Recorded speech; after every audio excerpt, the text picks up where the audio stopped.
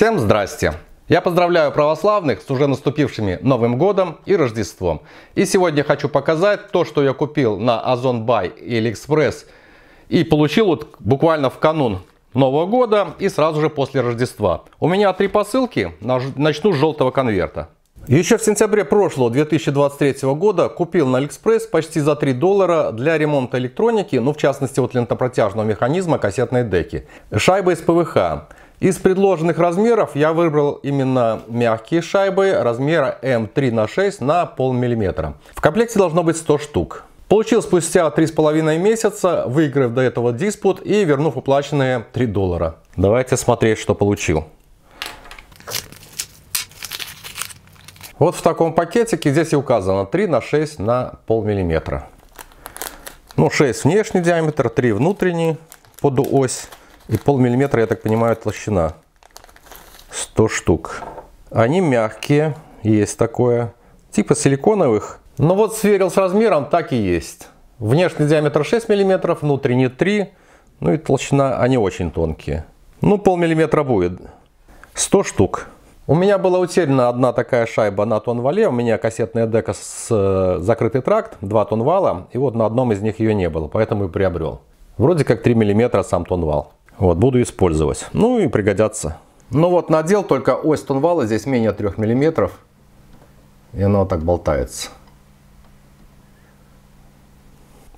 Получил с Озон Бай вот такую коробку, она запечатана.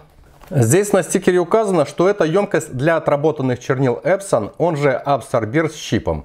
Ничего не понятно? Сейчас поясню, вскрываю.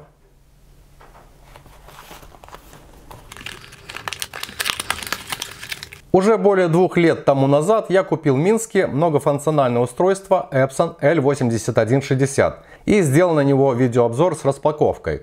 Вот по ссылке на экране смартфона можете его посмотреть. Использую это МФУ в домашних условиях, поэтому печатаю немного. За 2 года я израсходовал только половину объема комплектных чернил. В этом аппарате установлен внутри контейнер, куда сливается малая часть чернил при профилактической прочистке печатающей головки. Этот контейнер оснащен чипом, который ведет подсчет этих циклов, и при его наполнении требуется его замена. Есть несколько вариантов обслуживания. Простая замена контейнера на новый.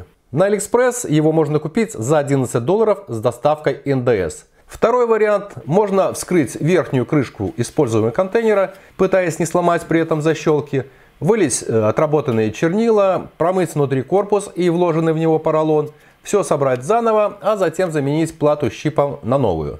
На Алиэкспресс 3 такие платы продаются за $12. То есть одна плата с чипом выходит за $4. И это, наверное, самый бюджетный вариант. Но в то же время самый такой марки. А можно купить устройство для обнуления счетчика в чипе, тогда плату менять не нужно. Цена этого устройства для обнуления чипа около $33 с пересылкой НДС. Это значительно дороже. Поскольку я печатаю мало, в моем случае оптимально было купить новый контейнер. Устройство само известит о необходимости замены этого контейнера. В меню настроек в пункте обслуживания можно ознакомиться с инструкцией по замене.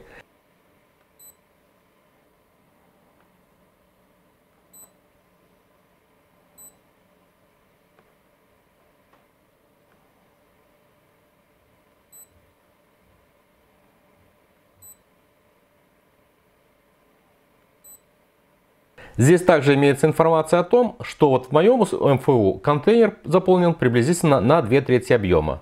Но чтобы это не стало сюрпризом, я заранее его приобрел, но уже на Озон Бай за 1143 российских рублей или $12,5 США. На $1,5 дороже, чем в Китае, зато доставили через 4 дня.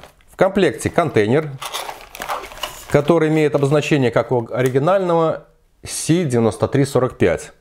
Он запечатан в вакуумный пакет. Да, и вот эта плата с чипом.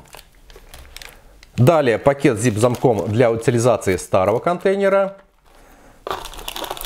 Здесь запечатана, возможно, одноразовая перчатка для удобства работы.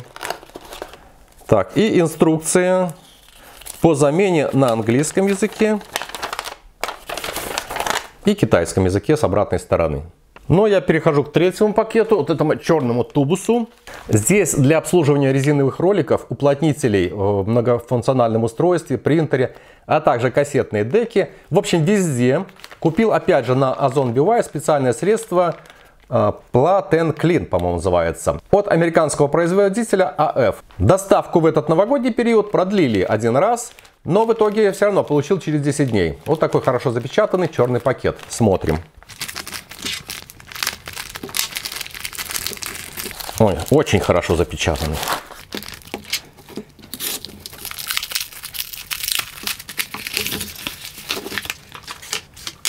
Внутри вот такой баллончик. Емкостью 100 мл, обошелся в 1350 российских рублей. В магазине имеется и литровый объем, но уже без спрея.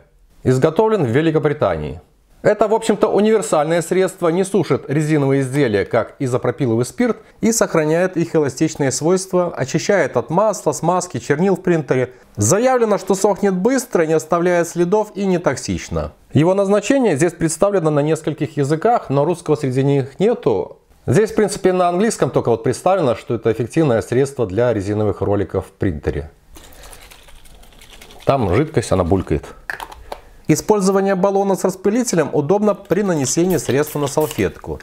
Для протирания роликов в магнитофоне я пользуюсь ватными палочками, поэтому лучше, конечно, было бы приобрести обычную бутылку. При нанесении на резиновые ролики средство эффективно их чистит, но испаряется не так шустро, как спирт. По-моему, оно имеет слегка маслянистую консистенцию, слегка жирную, поэтому приходится дольше выжидать его высыхания. Но я надеюсь, что с ним резиновые ролики прослужат дольше. Но отмечу, что чистит очень эффективно. Ссылки, по которым можно найти эти товары на Озон BY AliExpress, я указал в описании этого видеоролика. А у меня на этом все. Еще раз поздравляю вас с наступившими праздниками, с наступающим Старым Новым Годом. Всем удачи в новом году, здоровья и до встречи на канале. Всем пока!